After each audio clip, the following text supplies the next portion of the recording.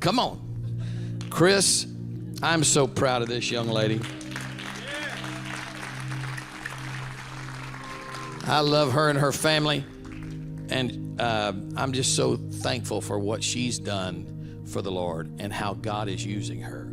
You may not know this, but this lady and Sister Andrea and me first met in a room by ourselves. And these two ladies said, Pastor, we can build this school. We need this school.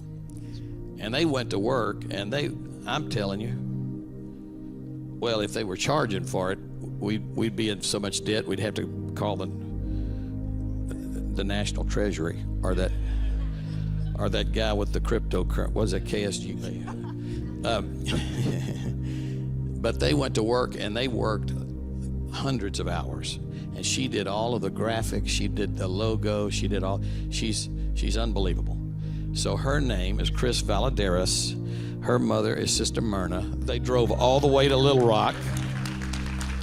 And her brothers became scholarship sponsors this week. So we love you. We thank God for you. All right. All right. Just wanted to say, first off, good morning, champions.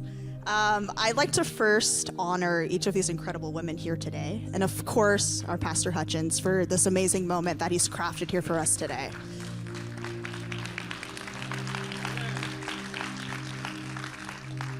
All right. As we move into a week of Thanksgiving, I wonder if we could all take a moment to tell the person sitting next to you what you were thankful for in this season.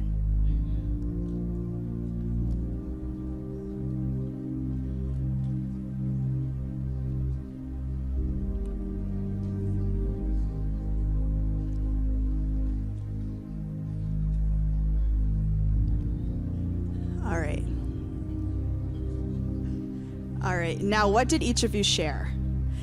I bet many of you said family, friends, new opportunities, or maybe even the amazing meal you'll be enjoying later this week. No shame in that.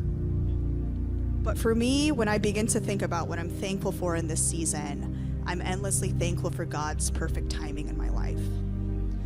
I'm thankful for the specific time and the place where He found me and rescued me.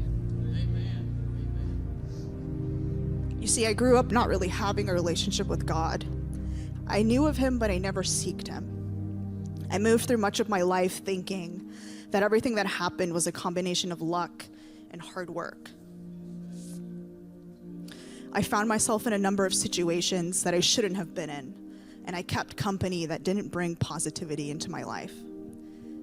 To be completely transparent, I let a lot of the world shape who I was, what I entertained, and ultimately what I thought I wanted for myself. I wasn't rooted in anything. I was lost and without an identity or purpose. But let me tell you about God's perfect timing. He's never a second too early or a minute too late, but He is always right on time.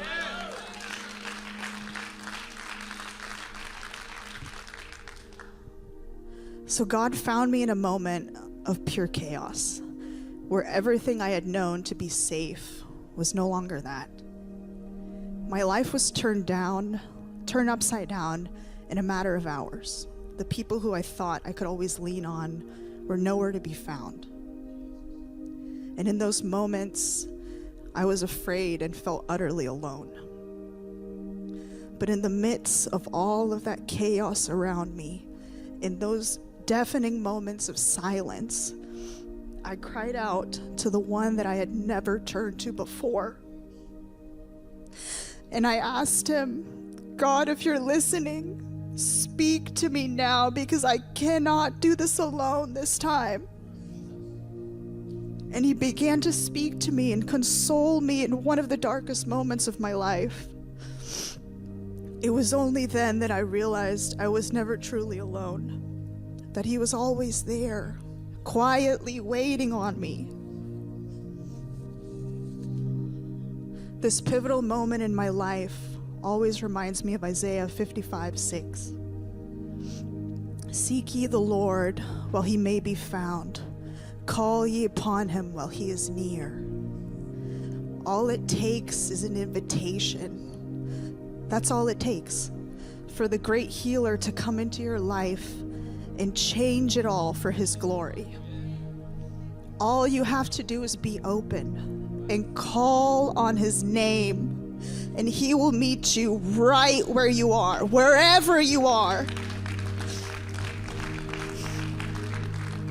It doesn't matter what your past is marked by. Depression, anger, addictions, betrayal, broken relationships, chaos, whatever it may be. Nothing is impossible for our God to handle. Nothing at all. So I encourage each one of you here on campus and those joining us online to know that when you call on the Lord, when you really call on his name, miracles do happen. Chains will be broken. Healing will take place. Forgiveness will begin to flow. And your life will never be the same, because restoration will come in, all in God's perfect timing. There's really not enough time today to fully describe the transformation and healing that has taken place in not only my life, but my family's life these past 3 years.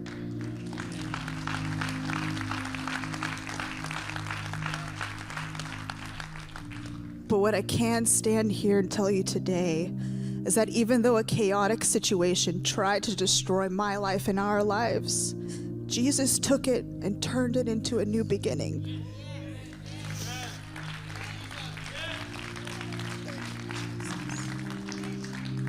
So I challenge you today to say yes to Jesus, to call on his name no matter how dark your situation may seem, because when you seek God and allow him into your life, you will experience his goodness over and over and over and over again.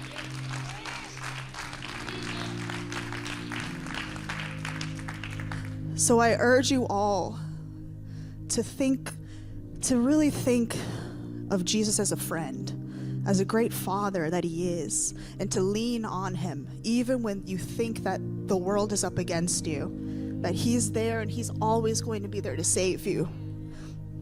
Thank y'all. Awesome.